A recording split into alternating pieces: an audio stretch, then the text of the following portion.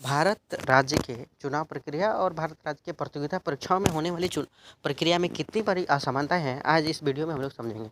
तो चुनाव के बारे में आपको सबको मालूम है कि 5 साल में 1 बार चुनाव होता है, उसके लिए जो विपक्ष में है, जो पक्ष में है, दोनों ज़बरदस्त तैयारी करती है और चुनाव आयोग एक निश्चित तारीख निकालती है जिसमें चुनाव होने वाले है और एक निश्चित समय में उसका एग्ज़िट पोल एक मतदान की प्रक्रिया शुरू होएगी और जो भी पीएम हो या सीएम हो उसका चुनाव इस दिन निर्धारित किया जाएगा। जैसे आज मैं एग्जांपल के लिए लेता हूँ कि जैसे अभी गुजरात में चुनाव हुआ, उनका चुनाव आयोग ने एक निश्चित डेट निकाल दी कि इस तारीख को चुनाव के 2-3 चरण में चुनाव होंगे और एक निश्चित तारीख दिया गया कि हाँ, इस तारीख को आपका चुनाव प्रक्रिया खत्म होगी और उसके बाद मतगणना चालू हो जाएगा और हम लोग को चाहे चीफ मिनिस्टर हो या तो प्राइम मिनिस्टर, इनका निर्धारण किया जाएगा।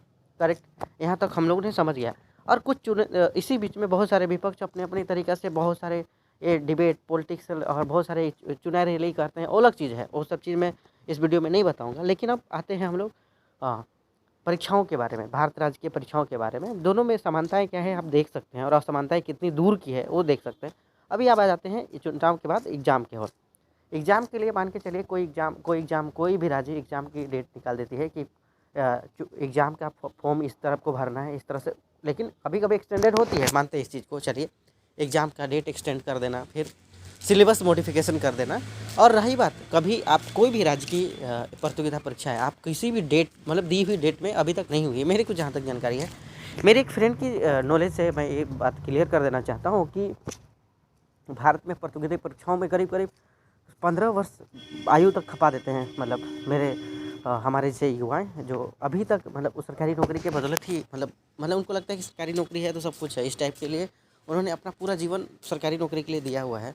और सरकारी नौकरी की जो प्रक्रिया है, जो चाहे परीक्षा की डेट हो या रिजल्ट हो या तो फिर रिक्रूटमेंट प्रक्रिया हो, वो बहुत लंबी है। जैसे अभी आप रेलवे का ही एग्ज़ाम देख लीजिए, ग्रुप डी का एग्ज़ाम 2018 में चालू हुआ था, 2022 ख़त्म हो गया है। शायद मेरे को नहीं लगता है कि ये रिक्रूटमेंट अभी भी पूरी हुई हो। अगर किसी को लगता है कि ये पूरी हुई है और सबको रिक्रूटमेंट हो चुकी है तो नीचे कमेंट बॉक्स खुला है आपके लिए, ये मेरे को बता दीजिए। और मैं झारखंड का जीएसएससी के एग्ज़ाम के बारे में थोड़ा बात कर देता हूँ।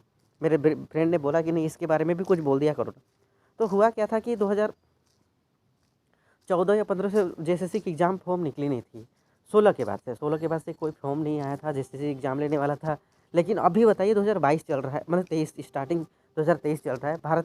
झारखंड की जीएसएससी एग्ज़ाम 2016 में लास्ट कंडक्ट कराई गई थी और 2022 चल रहा है। मतलब आप समझ के देखिए कि 6 साल करीब हो गए, लेकिन जीएसएससी एक एग्ज़ाम कंडक्ट नहीं करा पाई। और वही तरह से आप देख सकते हैं कि भारत में कहीं पर भी देखिए चुनाव की प्रक्रिया हो जो 5 साल में पूरी हो जाती है, लेकिन एक एग्ज़ाम जिसकी मतलब भर्ती की प्रक्रिया में टोटल आवेदन की संख्या 1 या 7 लाख होगी और प्रक्रिया में चुनने के विद्यार्थी होंगे 400, उसमें भी ये एग्ज़ाम कराने वाले फेल हो जाते हैं।